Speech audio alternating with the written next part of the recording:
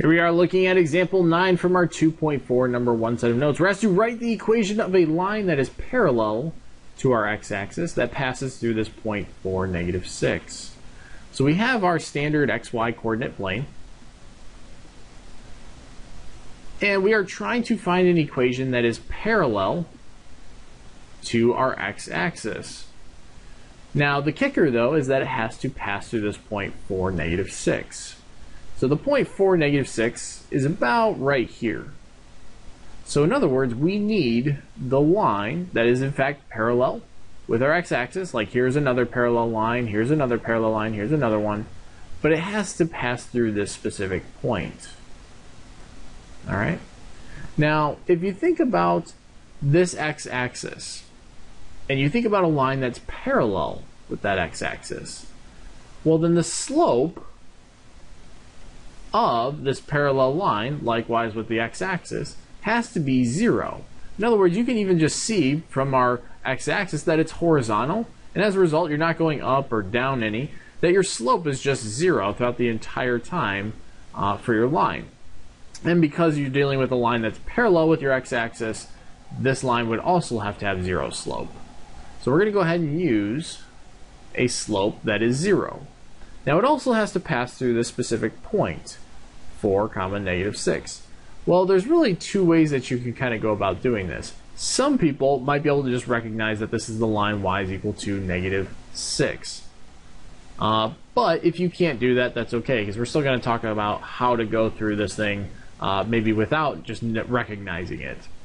Now, again, as you know, you could use point slope or y equals mx plus b, but let's go ahead and use point slope. Y minus y1 is equal to m times x minus x1.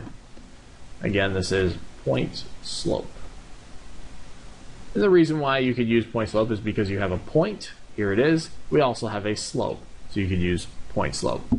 Now, just going ahead and throwing these values in, we end up with this arbitrary y minus our y1. Here it is, -6.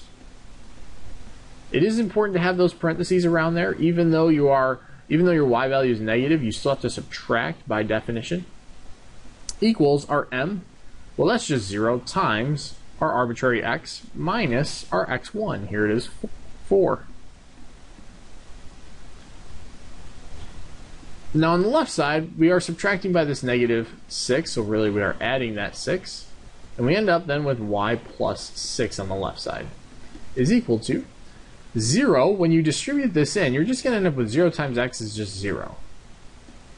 0 times -4 is still just 0. So really when you have 0 plus 0, that's just 0. On the right side, you just end up with 0. Likewise, you could have also just seen that 0 times this whole thing is just going to be 0 itself. So you could have kind of just skipped this whole part right here.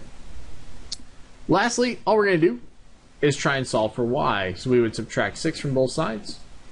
He's gone on the left. So y is equal to -6. There is our line. Now, believe it or not, this is actually in a type of standard form.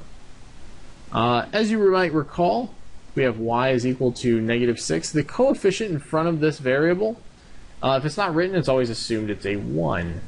Well, there is still technically an x here. But he is hidden because the coefficient in front of that x just so happens to be 0. So we still have a standard form here where the x's and y's are on the same side, equal some number.